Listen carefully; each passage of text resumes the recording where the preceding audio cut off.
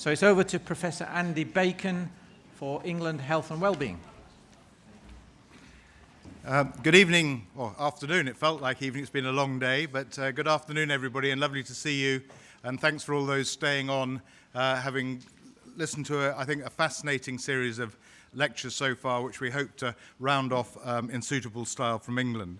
And what I'd like to start off by is by building on some of the themes. So first of all, I'm Andy Bacon. I'm the Head of Policy and Strategy at NHS England and NHS Improvement. I'll be hosting the panel this evening. I'm also a visiting professor at Chester University, which is how I managed to get selected for this role. We have an excellent panel of speakers for you today, and all of them are characterized by the collective work that they're doing. We have Matt Kiernan, who has done a fantastic job setting up a northern hub of researchers. So instead of sitting in a single ivory tower, he's created an ivory series of towers akin to the, I don't know, Hadrian's Wall, something like that, I don't know. So, and then we have Lauren Godier-McBard and Matt Fossey.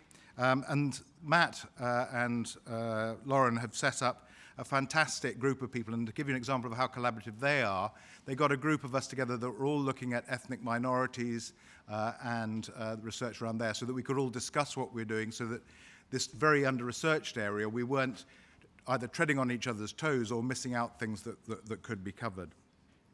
And finally, Shehan Hettiaratchy, you'll see that he set up the Veterans Trauma Network with a whole variety of clinicians in different hospitals all the way across England with different specialties to provide a holistic thing. So very much building on the theme of collaboration. The second one, which was brought out by our colleagues in Scotland, particularly Beverley, was around the importance of public health and housing. And I got my public health education by a lovely lady called Dr. Ruth Hussey, who was then my regional medical director and went on to become the chief medical officer in Wales. And she asked me the trick question as to what is the most effective intervention for coronary obstructive pulmonary disease for people in England. And I had no idea, so I reeled off a couple of drugs that I'd learned and all the rest of it. And she said, no, housing, good housing, that's make more difference than anything else. And pound for pound, it works much better as well. So holistic and public health. The other theme I think that you'll find from our team is that they are very much firm believers in what is now called, to use the professional terminology rather than accessible terminology, lived experience. Never liked the term, but that's the one we use. Of people doing things from the ground up, not from the lofty heights on high. Because in that way we can get the communication right and we can actually be able to translate this into benefit for patients. And I think you'll see that theme coming through from all of our speakers. The final theme, which I picked up from our speakers and also from other things that people have mentioned, is diversity. Because veterans is a great big label that covers a multitude, one could say, of sins. And being a veteran myself, probably that counts. But we are a very diverse group. And so we've got a diversity of topics, what we're talking about. We've got a diversity of how the research was done and how it was set up, and a diversity of who is going to give the presentations. So we've got a previous social worker, a surgeon, a mental health nurse, and an academic, and a boring old NHS manager in the form of me. However, and I'd love to say this was perfectly planned, we also have diversity in gender. We also have diversity in ethnicity. Thank you, H. And we won't go into some of the other ones which aren't visible to other members of the general public. Anyway, without further ado, I'll hand you on to our first speaker, Matt Kiernan, to talk with us about One is Too Many. Thank you, Andy. So, going straight in, I just give you a bit of a background to the One is Too Many. The One is Too Many was Chancellor funding it is being managed by the Armed Forces Covenant Fund Trust, and it's looking at reducing veteran suicide within the veteran and the military community. When the funding was being developed as part of our wider work, and working with a lady called Jo Jukes. I'm going to introduce you to Jo for those that you don't know in a moment, because it's really quite important you do know who she is. We pushed very hard to say that if you were going to release funding that was looking at creating services to reduce suicide, you should really be doing that on an evidence base, and not what we know in the military as corgis, which are commanding officers' really good ideas. Okay, so I think as that went forward, they did see the power of actually producing an evidence base at the same time, and to do that, it really it really threaded in nicely with the work that we were doing with Jo. So just sorry, Jo, I know it's embarrassing you, but Jo, could you stand up, because I think in the canopies after, yeah. So Jo Jukes founded the organisation For the Fallen, which leads all the work around those families that have been bereaved by veteran suicide. If you want to know anything about veteran suicide, Jo and her organisation are the ones to go to, because all the members of that are all lived experience, including Jo herself, who lost her husband, Dave, about 4 years ago, I think. Am I right there, Jo? Yeah. And actually, it was the families that Jo was working with that really drove what we're doing today, because it started by Jo and the families coming to see me and basically saying, we are a singular voice. So everybody listens to us, everybody sympathises with us, but when we tell our stories on their own, we're just a story. And you get lots of platitude, lots of sympathy, and you're away. And Jo came to see us because what they want to do was, how do we build a collective voice so that people can understand what has happened? And I think more importantly, which really at the heart of this piece of work and how we're helping those 9 service developers that are developing services, is that these families aren't doing this for themselves. These families are truly altruistic in wanting no other family to be in the situation that they found themselves in. And so what they're doing is, and as we'll talk in a moment how we're doing it, they're using their experiences to help us learn, to actually help reduce and where we can avoid suicides going forward. And this is why it's a co-produced study, and it is led by the experts by experience. We are doing in 3 phases, but I'm only going to talk about phase 1 today, which is, phase 1 and 2, which is developing the knowledge and the actual co-production element. What we are going to be going on to do, which is part of the wider network, and as those that are working in the field of suicide and suicide prevention will know, we are moving away from the notion of risk assessment, and we're starting to move to the concept of developing communities of safety and models of safety. And so we're quite closely linked in with our colleagues at Manchester that are also working in this field. And the 3rd phase of the study is going to be looking at developing education and understanding around what a model of safety looks like within this community. And then our colleagues at Samaritan and SAFA, as funded within this project, they're actually developing a method of delivery of that to go forward. So they will produce the package, and then they will hopefully take the package forward to do that. So, building the evidence. When we spoke to Jo and the families initially in some of the initial focus groups before the study, of course you can't speak to the deceased person, and we can't understand every element of why what happened. But the closest we can get to that is to take extremely detailed stories from all of those who were in their lives at that time. So we talk collectively about families, but when we talk about families, please sort of note that these can be significant others. So within that family context, we're talking to very close friends and those that were in deal with it. And we're using an approach called narrative inquiry. And when you look at the hierarchy of research, narrative inquiry is your starting point. It's where you're in a situation where actually you admit that you don't know a great deal about what's happening. And actually, we've got to start by listening to people and talking to people. We don't go in with any prejudged ideas, so there's no semi-structured interviews, there's no ideas about what we think as academics might be happening. What you do is you go in and you listen to the story, and you create the ability for those members of families to actually tell their stories, but more importantly, start the story where their story starts. So as we look at the families, I'm talking the plural here because it's not going and talking to a widow or a mother or a father. We talk to the mother, the father, the widow, children, siblings, friends. The families will articulate who the key people are within there. We look to hopefully get a minimum of 3 interviews from any family units. And at this time, we're working with 30 families currently collecting data for this. And this is to ensure that we have, as best as we can, a 360 picture of what led to the suicide within that family. And we can start to build it, because even with the early data we're seeing, what young people see, what mothers see, and then what the widow sees tend to be 3 very, very different stories.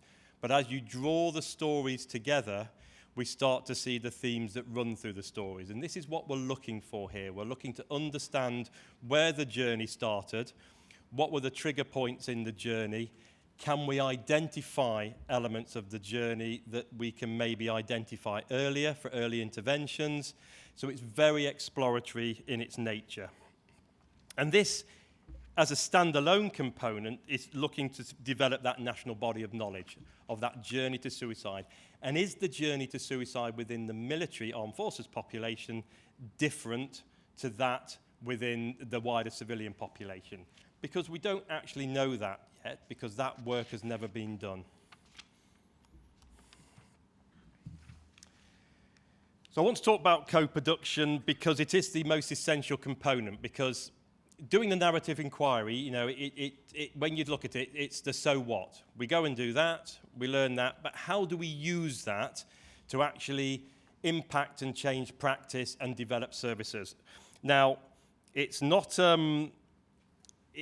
for us as academics, and that's actually why, joking aside, when Andy talks about the hub, we deliberately called ourselves a hub and not a research centre, because it is about the work that we do and how we integrate with those communities that we're working with, the likes of Joe and Moira and the War Widows community, the LGBT community, and so on. We actually embed them within the research the research environment at the university.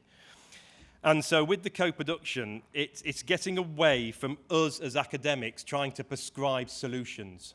And it doesn't work. And I'm going to talk a bit about that as we go on. But in essence, it puts the academics, it puts me and my team as the facilitators rather than the problem solvers. And it's a really important component of it. And the service users themselves, because what we haven't got to confuse this with, it's also not peer-led. So none of this is about handing over power to one group. It's actually about bringing all elements of the group together. And most importantly, it's about developing services through mutual design. So everybody has a say in how the service develops. And these are actually, if we go down that right-hand column, you'll see there, it's the move away from the solutions on high. It's the devolvement of power. Now, this sometimes makes, especially, colleagues in statutory services, they get quite anxious about this, because there is an element of actually handing over power here and actually listening to frontline service providers, actually those doctors, nurses, physios, social workers who are actually on the coalface, listening to them, bringing them into the design, bringing the families into the design. Part of the development of the study, what we're doing is, and we're just finalising our ethical approval for it, is we're going to be also including near-miss veterans. So those that have actively attempted to take their own life, we're going to interview them, we're going to work with them. We already have 10 that have volunteered to come forward because they contacted us, And it's on the basis of that that we've decided to expand the study so we can take into account their stories. But it's also, with co-production, it's about using the assets at your disposal. So it's actually bringing everybody together, and using that wealth of experience and knowledge in one place. And it is about giving power. So us as the academics, about giving power, because we bring the evidence, but we're not in there to say, well, you should be doing X, Y, and Z. But also for those in policy and resource and commissioning, it's also handing over power there into to the actual whole group as a mutual design. And in very simple terms, this is how it works. If we look at any of the the work around co-production, this is the triangle that moves the mountain. Because if you look at each part of this triangle, so on that bottom left-hand corner you have us, quite a lot of us in here as academics. We have the evidence, we have the knowledge, we build that evidence and knowledge. Then on the right-hand corner, you have the people and the partnerships. These are your frontline workers plus the service users plus the families within this session. And most importantly, again, because there's no balance of importance here, you have the governance, the leadership, the OVA, the MOD, the NHS, the people that hold the purses, the people that commission. And what we say is, if you pull one element out of there, then you're pretty much setting anything you design up to fail. Because actually you've got to have all components in the room when you're actually designing services that you want to work. And in real practical terms, this is about, we did this quite extensively back in 2017 around substance misuse and trying to remove what they call the cracks in the pavement, where you have linear services, where you pass people on from one service to the next service, and then people get lost in the service. And this is why, really, as I'm sort of coming to a conclusion here today, I just wanted to give you a snapshot of what we're going to do at the first co-production event, which is happening next week. So this will cover the region of Cumbria, Northumberland, Tyne and Wear area. So it's quite a big area that we cover. But they are all one NHS trust now for mental health. It's a very big mental health trust. And so Shannon Allen, who's also at the back, who is our lead analyst on this, this is the emerging area. And what we found is that the actual knowledge and the evidence that's coming out is quite substantial. So whereas we were originally thinking about having a series of regional workshops and regional co-production events and then the co-production events in the devolved nations, actually we found that some of the complexities are such that actually we're going to have to run them as iterative cycles. So, we're going to deal with a problem, we'll develop that, we'll move that to the next co-production event, we'll bring that co-production up to an event where we are, and then we'll move forward again. But I'm going to speak about that in a moment because, of course, there's the big recruiting drive right at the end of this. So we identified 5 areas there, and what we're going to focus on in this is relationships, because one of the really clear themes that's come through in the emerging data is it's the breakdown in relationships between the individual, the care providers, the individual and the families and the care providers that causes complexity where the individual themselves disappears from the service. And it happens for many reasons. So when we look at the family element, some of the really strong evidence that's coming through is that the families generally feel disempowered, that they're not included in decision-making, they're not included in assessment, their concerns are not listened to when crisis is occurring. There's a real difficulty around confidentiality and consent, and actually this is probably a whole group of problems in its own right that you could nearly look at in one co-production workshop. But the idea is it's not for us to have the solutions, it's to take the evidence to the co-production workshops and we can start looking at those. Another was around passive services. Now, I think Art touched on this earlier, which is really, really important. Now, being a clinician myself for 25 years before I stepped over to the academic side, you regularly get people that need help, but are not in the right place at that time to ready to actually address the problems that they've got. And of course, it's what you do and how you keep them safe and how you look after them until they move to the point where they actually want to engage in therapy or do something about it. What's coming very strong from the families we've worked already, that the passive person in the relationship is always the individual. And if the individual's not passive, they become invisible to the service. And what I mean by that is that they've got to put their hand up and say, I need help. If they're not ready for therapy, it was the expectations of the family that they'd be kept and looked after. But actually what generally happened in the cases that we're looking at was more or less go away and come back when you're ready. And it's actually what you do with them when they go away, because it's actually how you actually build this community of care around them and how you do that. And these are some of the problems and some of the things we're going to be looking at next Wednesday.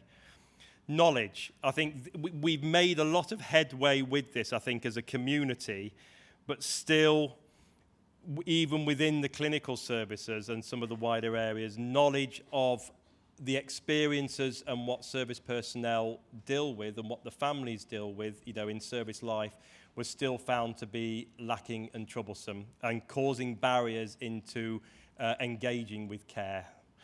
The holistic care one was really, really important, because going back to when we talk about the passive and active, and a lot of this was based around the clinical elements, because this is what the families were telling in their stories, but they would more or less stovepipe the clinical aspect and want to do the therapy and more or less exclude the all the other stuff that was going on in the individual's life at the same time. Now, those that have worked with this community know that service personnel and veterans, they do chaos really well, and they do implosion really well. When it goes wrong, it goes spectacular.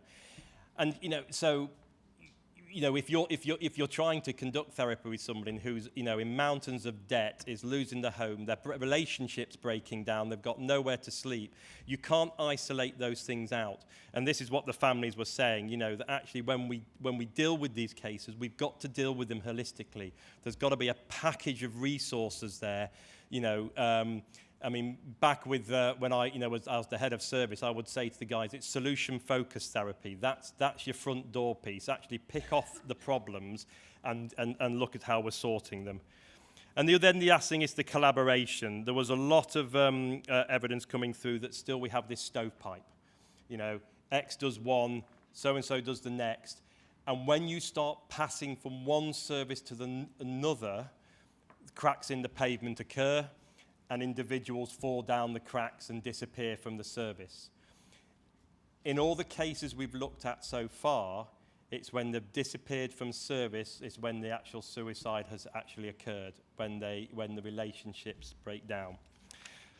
So, how am I doing, Andy? I'm good. Good? Yeah. I'm wrapping up now. That's good. Okay. So this is the call to. I actually didn't use. I don't know who. I didn't use Field Marshal Kitchener, because seeing as the creator of the concentration camp, I thought people might get upset in the audience for doing that. So I went for a slightly more PC one from 1914. But these co-production events will only work if you are the community that's in this conference here. We actually need to register your interest, because with all the roles that everybody plays within this community here, we are going to be going around the country. So as I said, we've got Northumberland, Tyne Wear and Cumbria currently. There are a few spaces left at that one. If you email that gentleman, we would be very delighted to have you as our guest at Northumbria University in Newcastle. It's next Thursday, Thursday the 31st. Then we're moving to our first devolved government, so we're going to go to Wales. So Janet Jones and Peter and Kerris and the team in Wales. And I think we're going to run 2 events in Wales because of the geography. So we'll run one in North Wales and one in the south. I've been speaking to Moira today, so we're getting geared up for Scotland, and then as with Liz knows, with Northern Ireland, and then the regions we're going to work around in the UK. I think what we're also going to do at the end then, because part of co-production is that you don't get entrenched and stuck. Now, we know that as soon as we get in there, everybody will go, well, this is all well and good, Matt, but we can come up with a beautiful solution here, but who's going to pay for it? So what we're going to do at the early events is we're going to actually park that. So we're going to actually get the creativity around services going, what we should be doing, what we should be looking at, what a community of care looks like, how do we support people based on the evidence that we're hearing from the families, and let's worry about that as the next step. And that might be when we come to Sam and Mike and everybody and say, let's bring you in. Let's actually have a planning meeting. These are the solutions that have been put forward. How do we take those solutions forward as policy? And at that point, I'll be quiet. Fantastic. Thanks very much.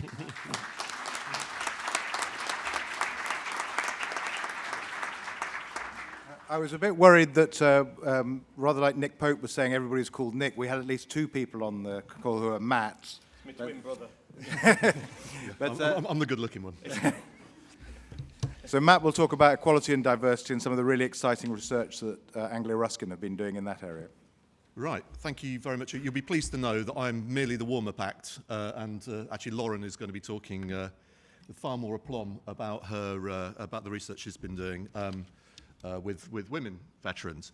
But I thought, well, to start with, Matt, for the work that you're doing, looking at the regions, if you need space in East Anglia, very happy to offer space in Chelmsford or in Cambridge.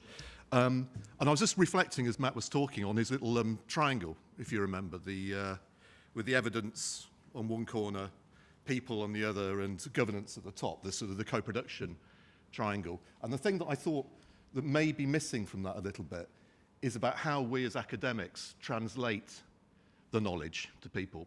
Because sometimes we're really bad at it. And you know, we have to get better at being able to put across what we mean by our research findings, and the relevance that has for either service providers or for government or other people. Otherwise, you know, we could be writing articles that will, I suppose, sit in journals and not be looked at again until somebody does a boring literature review in about 5 years' time. So, you know, it might be really, really important stuff. So that for me is quite critical. So equalities, diversity and inclusion. Now, obviously, we're not going to cover the whole breadth of that within the next sort of 15 or 20 minutes. So what I want to do is, as I say, lead on to Lauren talking about women in a second. But I just wanted to get you as an audience to reflect on some of these things. So, you know, EDI is, and it's not new, the interest in EDI. It's been around forever, but why do I think it's been sort of a bit more marginal to the debate, you know, from an academic perspective? And I think one of the problems is around the translation piece. And often, when people write with either a critical or quite a sort of a feminist position around these issues, it can be written in a language or in a way that's quite inaccessible. And sometimes, you know, as it's critical research, critical as well. And, you know, and people don't necessarily like to read that sort of stuff. So how do we then take the findings of this critical work and turn it into a way that is palatable for those that want to make changes? The other challenge that I think we've had recently, and I was talking to Nicola Fear about this earlier on, is that the extent, the cohorts that we look at the moment, particularly the fantastic King's cohort that's been going now for over 20 years, whilst it contains data about EDI, part of the problem is that to make it sort of statistically significant, it's very, very difficult because the numbers in those cohorts are small. So that's a particular challenge, I think. So what we tend to do is research tends to focus then on the majority, which is white men, which of course make up the majority of veterans, but at the same point, there needs to be a change in focus, and there is a welcome change in focus, as for all of those who've seen the Veteran Strategy Action Plan. that very much talks about the importance of EDI within the workforce, and particularly I think some of the aspirations that the government have at the moment about increasing, for instance, women in the military workforce up to 30% by the end of the decade, which is an interesting aspiration. I'm not quite sure how they're going to get there, but I mean that's the aspiration to do that. That being the case, of course, there are going to be more women coming out of the military. So there needs to be a realization that possibly the services that we have at the moment aren't necessarily meeting the needs of all. Veterans aren't a homogenous group of people. They're very different. Everybody has their own needs. So how do we ensure that that happens? And there needs to be a very robust evidence base that sits around this. So it gives me great pleasure to hand over to Lauren, who probably will make a lot more sense than I. So yeah, thank you, Lauren.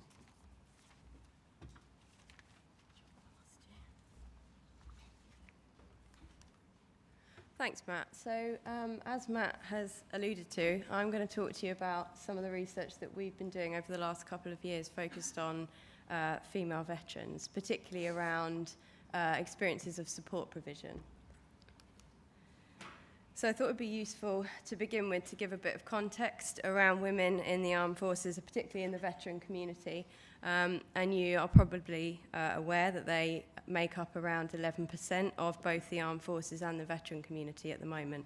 And as Matt said, this is projected to increase, and there are ambitions to increase in service female representation as well.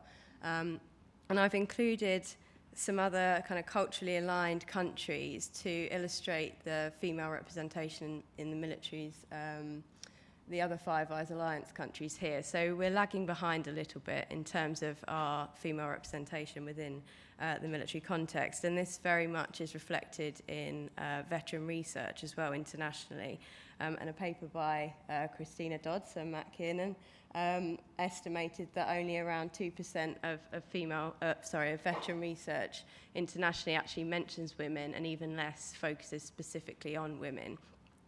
But I mean, there's been a welcome kind of increase in focus in recent years, particularly in the UK. And as Matt said again, this is illustrated in the Veteran Strategy Action Plan that came out earlier this year, of which one of the focal points is around looking at disadvantage in particular sections of the veteran community. And what I'm going to focus on today is the kind of lived experience of female veterans within that, and how services might look at better meeting their needs as a result. So I think it's useful to think, before I go into talking about some of our findings, why women veterans might have unique support needs. So why might we want to look at this in this particular cohort? And there are a number of reasons, and these aren't necessarily exhaustive, but just some of them that I've thought about when designing our research projects. So women in particular, or organisations, have suggested that gender-specific approaches to healthcare should be used, particularly the Department of Health, British Medical Association, in relation to mental health care. And that's because women have additional or particular unique risk factors, so things like being more likely to experience trauma and violence, being more likely to have caring responsibilities that impact on their life, but also having different kind of preferences for their care as well. But when thinking about veteran or the veteran community in particular, services have really been built around male veterans, and that's not because women have been intentionally sidelined in terms of their support needs, but just because women are the minority gender. And so historically, because of the research that's been done, our understanding of veteran support needs has historically been an understanding of male veteran support needs predominantly.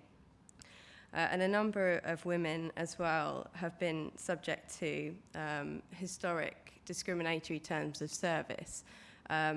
So there were, I think, up until the year 2000, with restrictive policies on marriage up until, or not policies, but restrictions on marriage up until the 70s, automatic discharge for pregnancy until the early 90s, and the ban on homosexuality, which will, of course, have impacted men and women equally.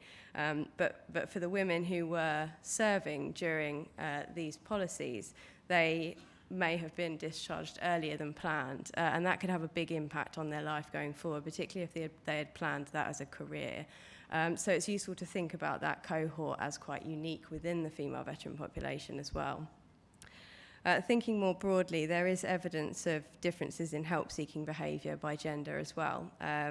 So there is evidence in the UK, similarly to the general population, that women veterans are more likely to seek formal medical support than their male colleagues. But interestingly, when we start to look at veteran-specific provision, the evidence isn't really as clear. And what's emerging in the UK, and there's pretty good evidence now internationally, is that women are underutilising veteran-specific services. And so, that in the US particularly, there's a huge amount of evidence that they underutilise the Veterans Health Administration, and the US have put in place quite a lot of policies now to try and better meet women's needs. So I'm going to focus on this as an issue, really, and look at why or what female veterans' experiences might be of service provision and what the barriers might be to accessing that.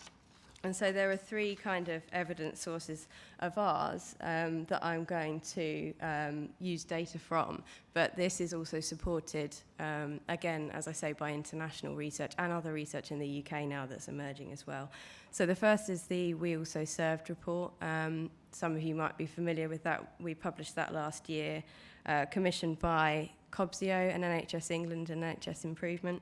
And that was a comprehensive literature review that brought together everything that we have in the UK, all the evidence that we have related to female veterans' health and well-being, and that was supplemented with interviews with stakeholders or subject matter experts, service providers, people working within veteran support provision and commissioning. The second piece of evidence that I'm going to use some data from is a pilot survey. It was a small sample, but we looked at we had both quantitative and qualitative aspects to that, and I'm going to focus on the qualitative aspects of that. But that survey was related to barriers to mental health care for veterans and looking at gender differences, preliminary data in terms of gender differences as well. And the last kind of evidence source that I'm going to use is an ongoing project that we've got some preliminary data for at the moment, and that's funded by the National Institute for Health Research, again focused on looking at experience of mental health care and barriers to care for female veterans. So I think we've interviewed around 15 female veterans now, but this is still ongoing, and we're also going to be speaking to mental health care professionals as part of that project as well. And that project is going to be taking a co-design approach, using the findings that we get to develop kind of guidance and recommendations in collaboration with female veterans to better meet their needs, hopefully. So I'm going to talk through 4 kind of key issues that are coming out, and these aren't exhaustive at all. There's many other issues that are coming out, but these are consistent across the different research projects that I've just talked about, and again, we see evidence of it internationally as well. And the first issue is around stigma. So stigma is fairly well researched in the military community in the UK, and both men and women that we've spoken to or who have taken part in our research talk about this perception of weakness associated with asking for help that they feel is cultivated during military service, in which strength, bravery, and courage is kind of favoured, and the impact that has then on their willingness to ask for help. But what we're finding and what we're being told by female veterans is that there is a suggestion from them that the negative kind of implications of that perception of weakness are felt more acutely or maybe in a different way by women, by female veterans. And that has its origins in gender-related discrimination during service. And some of the quotes on screen illustrate this quite well. But it's particularly in orange here, I think, is probably my favourite one in terms of illustrating the point. But disparagements around female gender and a perception of female of weakness associated with female gender is felt by these women, and that results for many in feeling as though they have to kind of work harder to prove themselves, to prove their strength within that role, and subsequently feeling really unable to admit that they actually need help. And this has been, as I say, illustrated across a number of projects now for us. I won't read out the quotes, but you can read them yourselves. But things like "You're such a girl," "Whine like a girl," and how that impacts on women whilst they're in service seems to be having an impact on their willingness to seek support afterwards.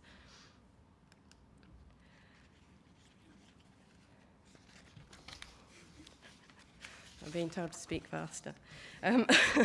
Okay, so the second issue is around veteran identity. And there is research in the UK that, again, internationally as well, that shows that women are less likely to identify with the term veteran than their male colleagues. And this is, again, illustrated in the quotes or in the interviews that we've done with both service providers and female veterans. Both suggesting that, sometimes women don't consider themselves as veterans, and that this is, there's a kind of general perception of veterans, or a kind of stereotypical perception of veterans as being older males or as being those that have seen combat. And this then, again, may have an impact on willingness to, or willingness to actually go to a service that's badged as a veteran service, or even considering it really, or looking for those services. So that's another kind of potential issue. And interestingly as well, consequently, some of the terminology used around organisations themselves, and I apologise because I don't mean to pick on Up Courage here, because we've heard the same thing about a number of other kind of programmes, but this terminology, again, women aren't necessarily relating to it or feeling as if it's for them. So the third issue is around the male-dominated nature of service provision. And again, there are a few kind of key aspects to this. So around branding of services, this is coming up over and over again, seeing pictures that are on, organisational websites, documentation that depict male veterans, essentially, and a lack of visibility of female veterans, and the impact that has on women wanting to actually go to those services. But there's also a perception that the sector more broadly is quite male-driven and potentially kind of mirrors the military culture in that way, as being led by men and predominantly accessed by men, which can then be off-putting for women to access that, particularly those that who have experienced things like discrimination, harassment and violence in service that may have been perpetrated by male colleagues, so they then don't necessarily feel comfortable or safe accessing those spaces.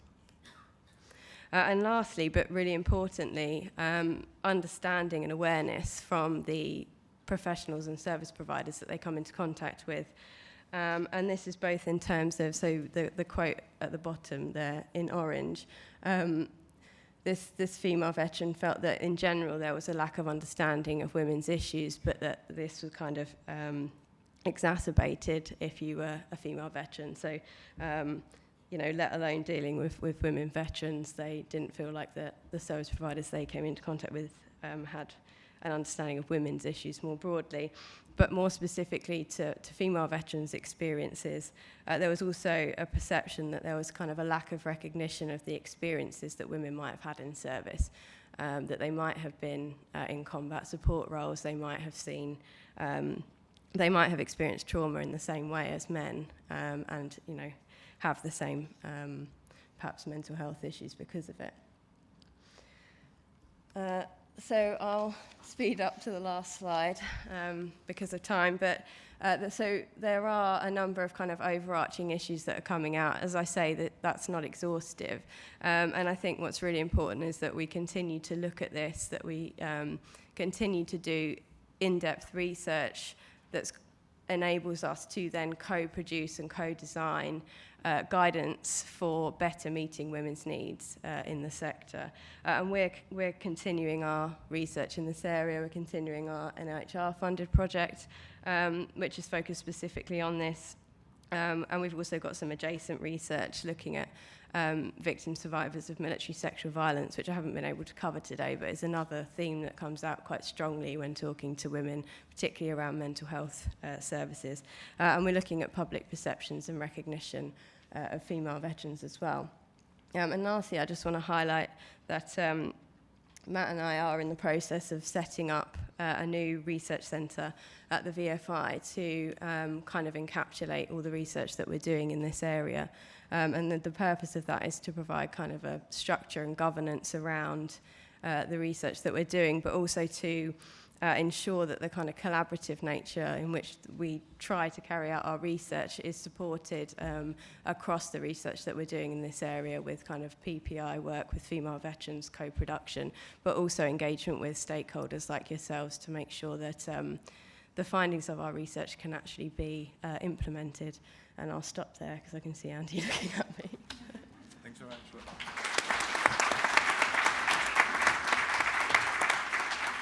Thanks, Lauren and Matt. And now pass on to Shehan Hettiaratchy, and better known to all of us as H, and also the chairman of our clinical reference group as well. Thanks, Andy. Last one. Here we go. So I'm going to talk about physical healthcare. And what I'm going to cover off is describe the first NHS physical healthcare pathway for veterans, which is the Veterans Trauma Network. Talk about initial clinical experience, and just talk about the questions that this initial contact with veterans with physical healthcare issues have raised. And then, because our theme is research, talk about what are the potentially translatable research themes we could be focusing on to improve clinical care for this cohort. I'm also conscious that I am the only thing that's standing between you and a drink, apart from Mike, so I'll make it as short and quick as possible.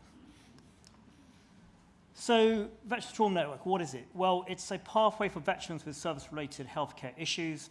We direct them to teams across England and now Wales who have a military focus, so they've got the right clinical expertise, they've got the right military knowledge. At the moment, we have 13 centres around the country and 4 specialist units, and the leads in each of those centres tend to be either regulars or reservists or ex-serving members of the armed forces, or occasionally a civilian with a particular focus around military health. As I say, we've been in England since about 2016 and went live in Wales in 2019, and we're having active discussions with Scotland and even Northern Ireland. So hopefully within the next couple of years we'll see a similar model across the whole of the country, including the devolved nations. And I think a really critical thing that's happened, from the outset of the concept of the system, and really being delivered now in the last 2 years, is a proper integration into OpCourage, so the NHS mental health provision, and also third sector, which is a really important element, which I'll talk about in a sec. So this is our current laydown. So we've got a regional distribution.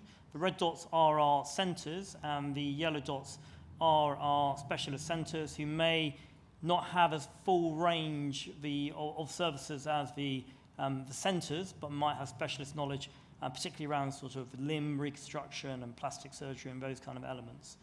But I think the thing that's really changed and given us a proper scope is the joining with third sector and OpCourage, because as we know, our veterans don't have single problems. They have multiple problems which span the whole range of conversations we've had today. So a veteran presenting with a physical healthcare problem actually may not have something that I can fix as a surgeon, but may have a plethora of other problems that can be fixed and can be improved by the services we cluster around them with the support of our charitable colleagues. And I kind of think this is like everyone having their 10% solution. So, if 10 people have got a 10% solution, that's a 100% solution. And that's often what we find by veterans. It's a little bit of everyone's input that creates the change.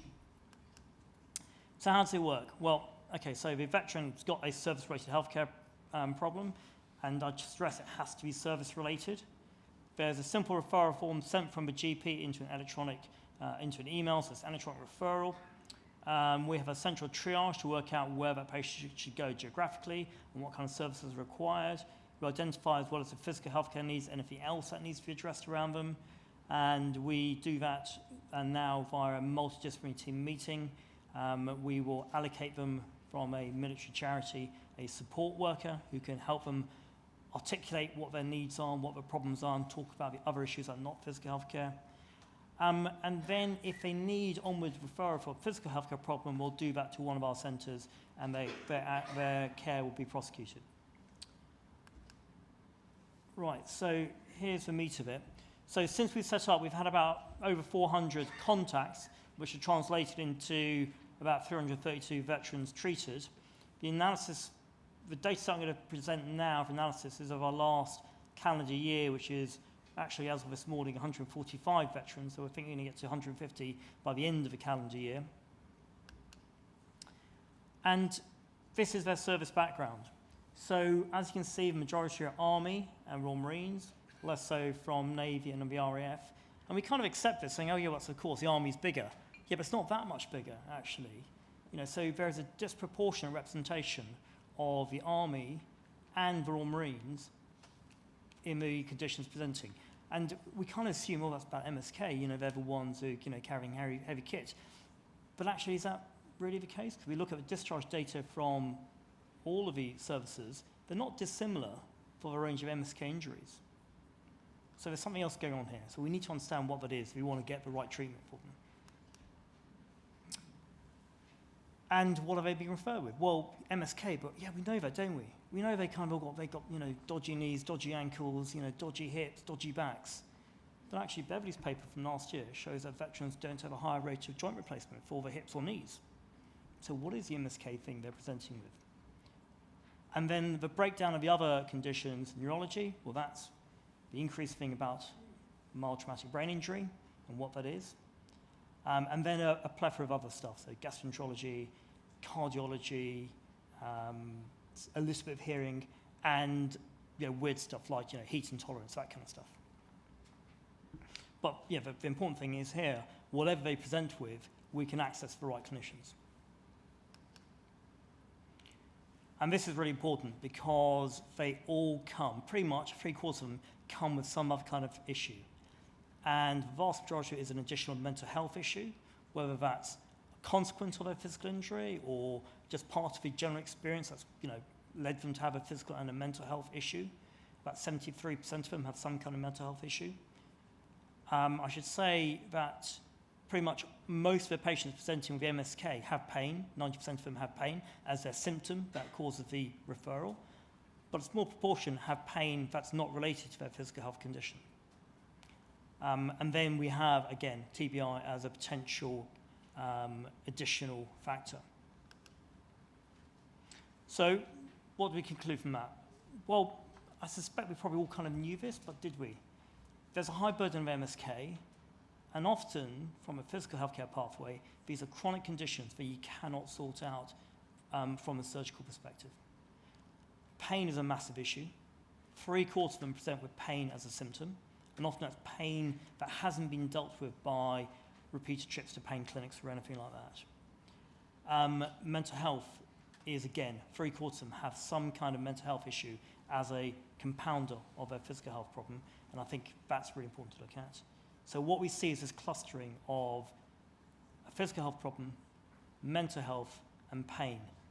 And, you know, I don't think we're getting a representative population of a whole cohort of veterans that are accessing healthcare. The ones we get in are definitely the most complex. So there are some limitations from this, and also some further questions that have to be asked. So, as I said, you know, I think we're seeing probably the worst bottom 10% of veterans in the healthcare system. I've got no evidence for that at all, because I don't know what the other percentage is. It could be maybe we're seeing 50%. But it feels like these are patients who've been going around the healthcare system not getting the right solution and end up at our door. So there might be loads of others who are going through and getting treated and therefore not accessing our service.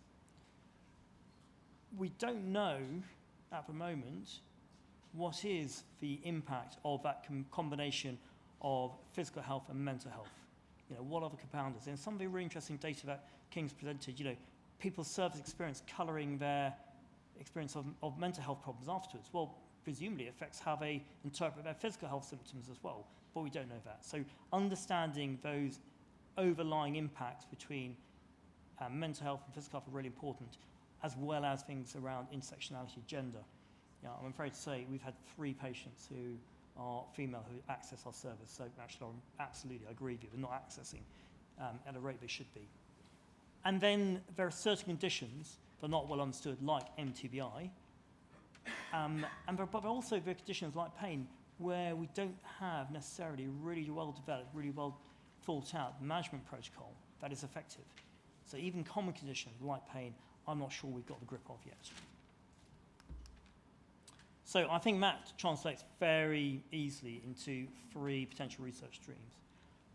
One is trying to understand what the physical healthcare needs of veterans are and how that changes with time. Our young veterans, we talked about the diversity of them, our young veterans, our female veterans, what are their healthcare needs and what are they going to be in 10, 20, 30, 40 years' time? How are our young cohort different to our older cohort? The issues around intersectionality, like mental health and gender, that's really important to unlock. And finally, that thing about the conditions that perhaps we don't fully understand or not treating effectively, that's really important, particularly the high prevalent ones. Okay, so just thinking about how we could do this.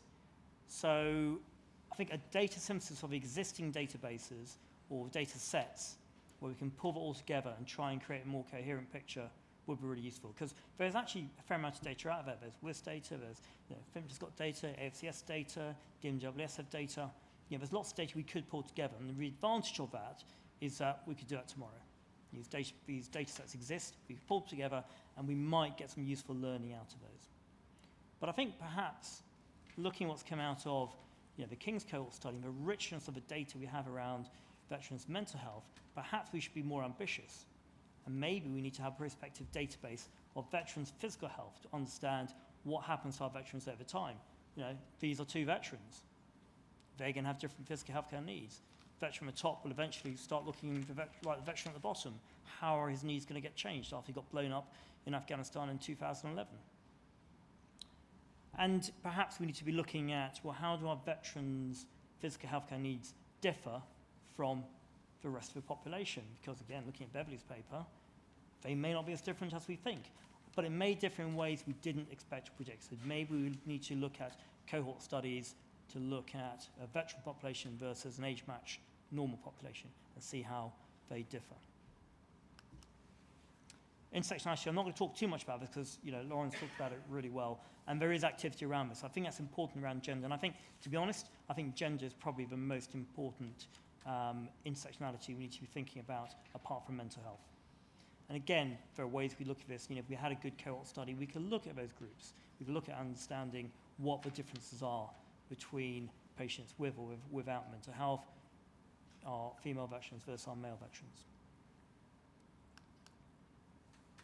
And finally, those current or future conditions that we don't think we've got a good handle on. So, NTBI is quite right at the current focus, not because it's topical, because actually we need to know. We need to know what the answer is here. We need to know, do we need to be screening every veteran who's had a subconcussive injury for MTBI? How are we going to screen them? I don't know. How important is it to understand what the solution is for that? And also it'd be good to know about any other potential healthcare issues coming over the horizon. What's the next MTBI? But again, as I say, there are current areas where I think we haven't got a handle on good provision, but we could also scrutinise here and now. So what's the end result? Well, I think we'll have a better characterisation of our veterans' healthcare needs and how those change with time. We'll understand the effects of intersectionality and the other differences, and we'll have an improved evidence base for how we should treat some of these less well-characterised conditions. And what's the so what of that? The so what of that is it will lead to more effective clinical care. What's the so what of that? The so what of that is our veterans will get better healthcare because there's a lot of complexity in the systems. There's complexity in the patients, there's complexity in the pathways, complexity in the needs. But at the end of the day, if it doesn't work for our veterans, it doesn't work. So the whole point of all of this exercise, the whole point of today is to make sure that our veterans get better care.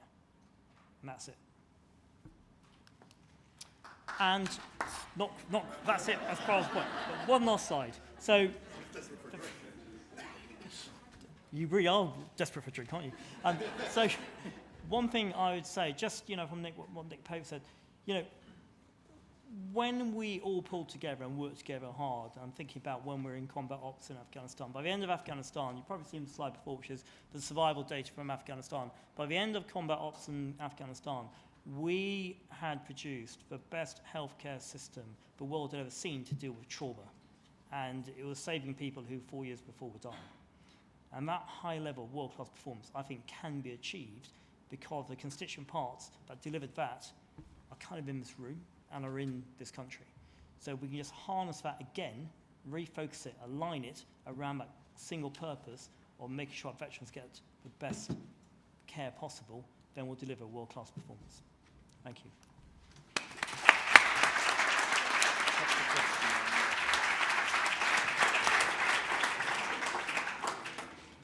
Okay, I think we've got about 8 minutes, if I'm right, overall, Chair. And we've had a number of really interesting questions, and I'll take a couple, and then there's one for H. I think there's a couple for our Anglia Ruskin team too. So, sorry? Can I ask one of H? Yeah, of course. No, I'm really fascinated by what you say. I think one of the issues as well, you talk about intersectionality, but I'm wondering how much of it's actually about comorbidity or multi-morbidities with people. And it's also the cost of the healthcare system as well. That's something that we maybe haven't factored in yet. So trying to understand that sort of nexus between mental health and physical health, so it's a sort of role for liaison psychiatry in a way. But then what does it actually cost the healthcare system if we're not treating our veterans properly with these complex multimorbidities? Yeah, I'm sure. I mean, what we'll see with them, or what we've seen with them, is they'll just bounce around the system. Yeah. And we'll get repeated episodes of ineffective care. So, it's going to be far more expensive than giving them, proper aligned integrated care that could deal with all their problems in one. So just looking to my friends and colleagues from government, I mean, that's important to think about. Good quality care is more efficient and less expensive care. Yep. Yeah. One of the questions we had, which comes on the back of what H was saying, was about how we capture the hard-to-reach bottom 10% of veterans in order to better meet their needs. I think one of the most fruitful ways that we're doing this already is with my colleagues at University of Chester, Alan Finnegan and team, looking at GP records and with the Royal College of GPs, because that's where those people are captured that are maybe not even getting into secondary care or hospitals to get their needs met. And I think, it'll be an incremental process, but I don't know if there's anything, H, you want to add to that. No, I think you're right. I think it'll be, I think it's difficult because let's face it, there was a lack of confidence in the NHS from veterans, and I think it takes time to turn it around. And I think we're beginning to do that because I think 10 years ago we didn't have the services we have now, and so trying to shake off that institutional reputation is difficult. I think the NHS is a big beast, and veterans are a small, and armed forces healthcare is a really small part of it, but a very important part of it, and a very important part of it for the people who are delivering it. So just connecting up veterans with the right bit is the important part, and trying to get veterans to understand there is a right bit for them is part of the battle. Lauren, there were a couple of questions about equality and diversity. Yeah, so the first is from Nick Caddick. Thanks, Nick. What more could be done to ensure that women veterans' service is recognised or acknowledged, and who has a role to play in this? I think it starts with visibility of women. So, some of the quotes that I included on screen around women not seeing themselves represented. If women aren't seeing themselves represented and women aren't identifying with, being a veteran, then I don't think that is going to be then, recognised by the rest of society. So I think in terms of who has a role to play in this, I think everyone. And I think it is improving now. I think we've seen over the last few years a lot more focus and recognition. And I think as that improves more and as we start to see women kind of represented more, I think that they will start to be, you know, acknowledged and celebrated for their contribution. And the second one? Well, I was just going to say, Yeah. also, Lauren, on the screen, she talked about the Ipsos Mori poll that we're Ipsos Mori are about to do. And this was a piece of work that we've pulled together with colleagues from OVA, the Ministry of Defence, and service charities as well, and NHS England, to try to ask questions of a representative panel of the public, to say, you know, what are the public's views of women in the military and women veterans. And so hopefully in about a month or so's time, we should have some really interesting results from a general household survey to understand what are the public perceptions. And that will also help us then to think about how do we answer that question. So yeah, so watch this space. Something will be coming out pretty soon on that one. There's a second question. Is there evidence of intersectionality with female veterans where they're also spouses of male veterans and the male veteran is prioritised? There's not really evidence in the UK, but yes is the answer, in that I have come across that. And we also have done work with military spouses where it becomes evident at some point that they are actually female veterans as well. And the opposite way around as well, female veterans often then tell us that they are also spouses. So there is definitely a connection there. And again, there's an issue around around identity and how they identify. Because for me, and this is based on, you know, speaking to women, not based on you know, published evidence or anything at this point. But for me, it does seem that often the military spouse side of it is maybe more prominent, but that's just anecdotal in terms of some of the women that we've spoken to. So yes is the short answer, I guess. And very kindly, Brendan Daly left a question before he had to dash away, and he's part of the Leicestershire Op Courage Services, and he was asking about veterans and suicide, but particularly about post-vention. There's a rolling out of the post-vention services, so that's suicide, bereavement, and post-suicide activity across England starting next month. There's some pilots already up and running. What we've done is, and the real-time suicide surveillance teams now have a field in their data for veterans. It's not a mandated field yet. We're working on that becoming. And what we're also doing is we've got a piece of research which is underway at the moment with Manchester University, not the main suicide study, but looking at suicide bereavement to see whether or not there is a case to be made for a veteran-specific and indeed a serving-specific veteran suicide package, so that for those who are suffering with bereavement following suicide. And there's a second part which is about the role of regiments, and being now completely tri-service and wearing my tri-service tie, thank you VFI, you know, obviously Royal Naval, Royal Air Force Association groupings and the like. And I know that my old regiment, the Rifles, are now doing a great deal looking at how they do it and how they operate and use their health communities. And indeed, we've got somebody here today from the Royal Regiment of Fusiliers who very sadly had an incident of some suicide contagion and some spread within a unit. And obviously that spreads out much beyond where the individual unit is, to the parents of the children, to the people that they served with prior to them taking their lives and the like. So it is a very complex problem, but we're trying to work on it, but there's still a long way to go. Matt, do you want to add anything to that on the suicide? No, I think you've covered the most there, because I was just going to pick up with Brendan, because I'll pick up with him afterwards. Okay. Yeah, that'd be good. Okay, we've reached the end of our allocated time, and I'd just like to say sort of a couple of things to sum up, and first of all to thank all of our speakers for what I thought were 3 really interesting presentations, and to leave you with 2 final thoughts. One, Nick mentioned about the glass half full versus the glass half empty. I like to look back over the last 9 years and see the progress that's been made. I can give one specific example of this in the discrimination side. We were lent on quite hard by MOD to authorise breast reduction surgery for females who couldn't fit into body armour. Thankfully, in the last week, the MOD has finally agreed that they will produce body armour that fits females.